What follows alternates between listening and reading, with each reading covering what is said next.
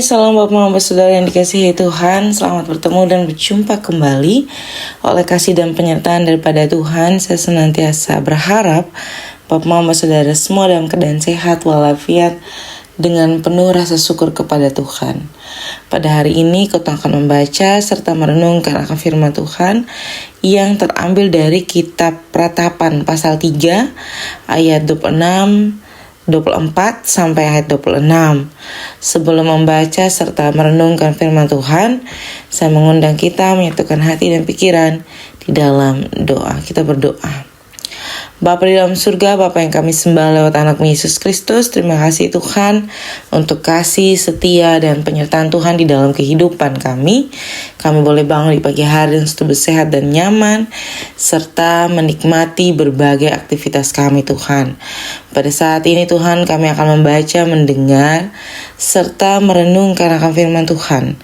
Kami memohon di dalam tangan dan pengasihan Tuhan, Tuhan memberkati, biarlah apa yang kami baca, apa yang kami dengar, tidak berlalu begitu saja, tetapi boleh menjadi berkat bagi kehidupan kami Tuhan. Mengampuni kami, di dalam nama Yesus Kristus kami telah datang dan berdoa. Amin. Bapak Saudara yang dikasihi Tuhan, pembacaan kita terambil dari kitab Pratapan pasal 3 ayat 24 sampai 26. Di bawah perikop penghiburan dalam penderitaan. Ayat 24, Tuhan adalah bagianku, kata jiwaku. Oleh sebab itu aku berharap kepadanya. Tuhan adalah baik bagi orang yang berharap kepadanya, bagi jiwa yang mencari Dia. Adalah baik menanti dengan diam pertolongan Tuhan. Demikian jauh akan firman Tuhan yang dikatakan berbahagia adalah setiap kita yang tidak hanya membaca, mendengar, tetapi mau melakukan di dalam kehidupan kita hari lepas hari. Salam Bapak Saudara yang dikasihi Tuhan, selamat bertemu dan berjumpa kembali. Hari ini kita membahas kitab Pratapan. Kitab Pratapan ini merupakan kitab yang ditulis oleh Yeremia. Bapak Saudara yang dikasihi Tuhan, Nabi Yeremia menulis kitab Pratapan berada di atas puing-puing kota Yerusalem yang hancur. Bait Allah yang megah telah rata dengan tanah. Rakyat ditawan dan kelaparan merajalela pada masa itu.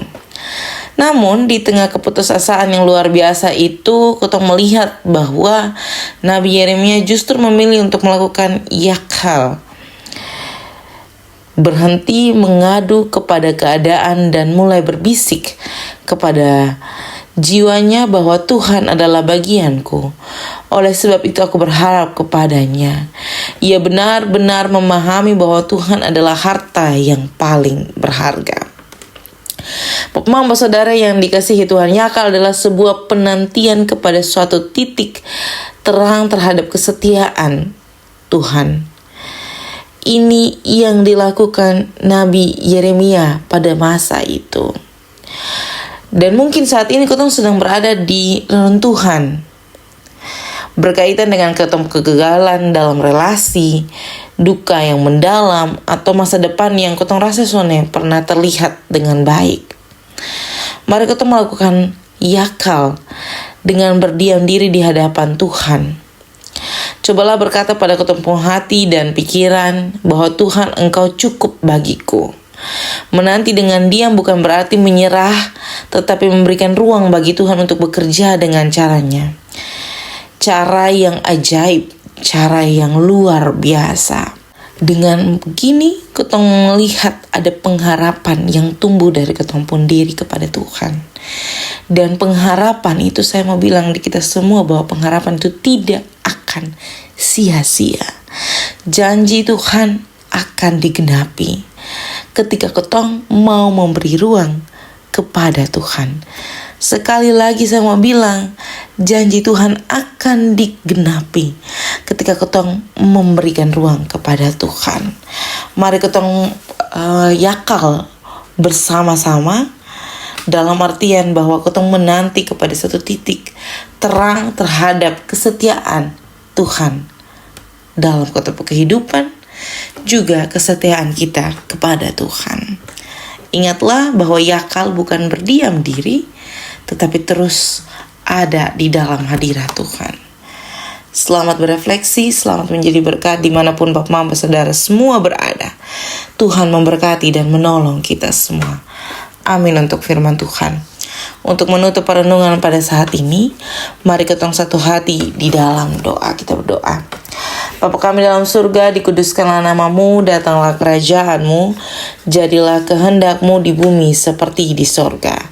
Berikanlah kami pada hari ini makanan kami yang secukupnya, dan ampunilah kami akan kesalahan kami, seperti kami juga mengampuni orang yang bersalah kepada kami. Dan janganlah membawa kami ke dalam pencobaan, tetapi lepaskanlah kami daripada yang jahat. Karena Engkau yang punya kerajaan dan kuasa dan kemuliaan sampai selama-lamanya. Amin.